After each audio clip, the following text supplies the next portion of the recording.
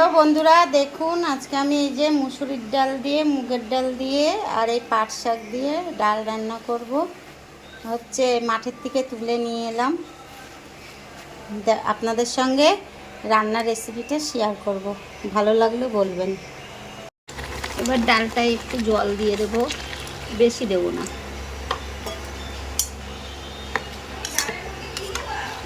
বেশি দেব না, এই দেখুন অল্প দিচ্ছি।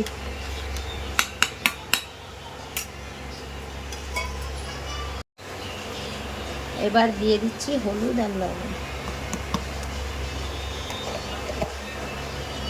ডালটা ফুটে গেছে, এবার এই যে ছোট ছোট করে কেটে রাখা পাট শাকটা দিয়ে দেবো।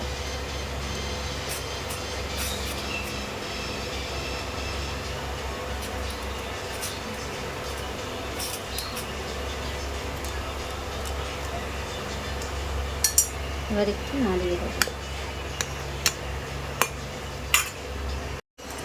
এবার দিয়ে দেবো শুকনো লঙ্কা, কালো জিরে,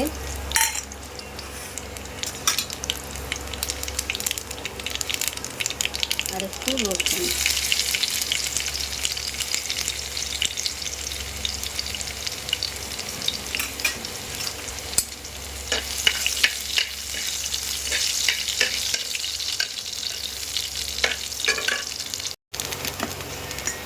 এবার ডালটা ঢেলে দেবো।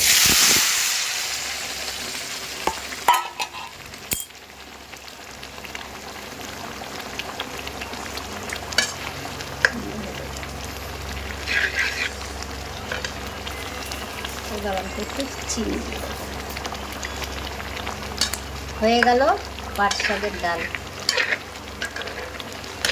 এবার নামিয়ে ফেলবো। আমার পাট শাকের ডাল হয়ে গেছে। কেমন হয়েছে একবার এভাবে রান্না করে খেয়ে দেখবেন, খেয়ে তারপরে বলবেন।